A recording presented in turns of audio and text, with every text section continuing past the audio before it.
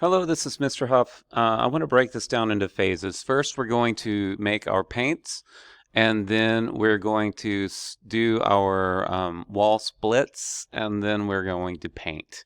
So I set up a couple of I set up a room here so I can demonstrate something. But first, let's go through and make our paint. So we're going to choose Manage, and then we're going to choose Materials.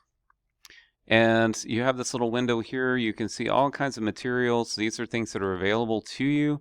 But what we want to do is make up our own custom colors. So I'm going to go choose this right here, this plus, create and duplicate materials. So we're going to make a new material. Where it says identity, we're going to type in the words paint. I like to make mine uppercase so they stand out. And then I like to give it a name. So let's make this pink. Okay. If you want to be really fancy, you can fill some of this in, like tell it this is going to be a paint. It's really not necessary to do that, but it makes it show up nicely in your searches. For graphics, we're going to choose our colors. So let's choose an area down here because I want this to be a custom color, not this kind of pink and not that kind of pink. It's too bright. So now I'm going to go and set that color the way I want. So I'm going to choose this. You see how it's kind of that pale pink? I want that to be more toward gray. So I'm going to kind of scroll around down in here. Let's make it a little bit darker. So that's going to be my pink color. If I choose add, see how it's got this box highlighted right here? I can choose add, and now I've got that pink. Another way I can do this is look at the Pantone. Let's actually go and add another one here. Pantone. And I'm going to just kind of surf through these numbers here. And I can see that right here, this range, these are kind of pinks here, so I might choose 671. It doesn't let you search per se right here, but you can scroll this bar and see the numbers. And these are like official, like recognized industry standard colors in the Pantone. So that's another way you could get a color. And you just click OK, and you can choose add. And now you have that Pantone color here and the custom one that we made right there. So we're using this little palette here to help us define our colors. So in this case, I'm going to choose the one I made. And I like to put it here, and I like to put it on the foreground. And that way, in some of the renderings, it shows up properly. But if you go realistic, it won't show up correctly. So I click on Appearance, and then I choose Color, and we're going to choose that same one. Okay. Another thing you could write down is the RGB values here, so you can type in that number and it will give you exactly the same color.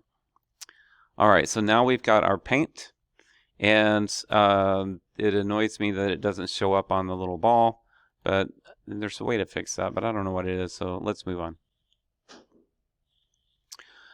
So now that we've got our colors defined, we can start using them. So I have made some other colors here. Oh, I'm placing a door. Press escape a few times. Let's get this where we can see. So you can see the house that we've been working on. We've got the brick, we've got the siding, we've got wood floor added, and now I want to start painting. And I've made a few colors, so let's go in and start painting our room. So what we're going to do is click on the wall, and it will come up with the Modify tab.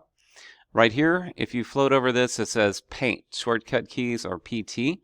So I'm going to choose Paint, and then I have to pick one of my materials. And I remember I started all of mine with capital Paint, so I know exactly where those are.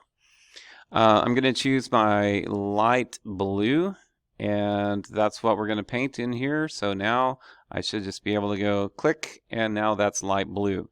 And click on that wall, and it's light blue. Here's where it gets a little tricky. I want to paint this wall. I click on it. Notice it paints all along that wall. That is not what I want. So I'm going to hit Control Z and undo that last one. And now we need to do something called a split. Well, it's not a split. Let's go see what it's actually called. It's called, well, split face, SF.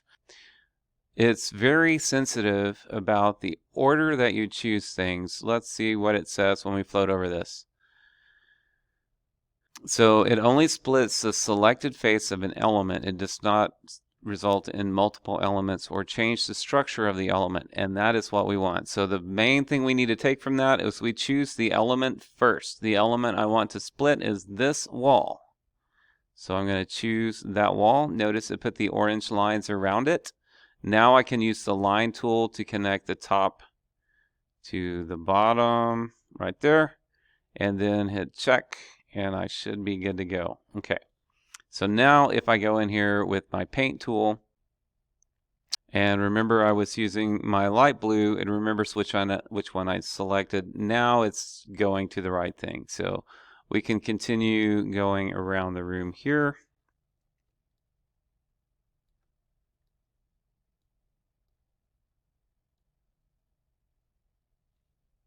I'm not going to worry about that little corner. If you have little details like that in your drawing, don't stress. Just get the majority. There's going to be a lot of little details that we could spend hours trying to resolve, and there's no reason for it.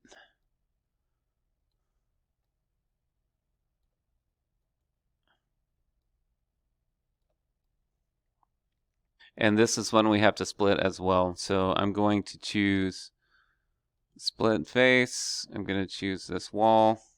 I'm going to click from this drop down all straight down to the bottom. I can't really see it, so let's swing that around. And there we go. I want to get right into that bottom corner. Bam. That one. Okay. Now I can paint like the wind. Check. Paint. Still on light blue, and you're good to go. I believe there's also a way to paint a room, but this gives you enough to get going.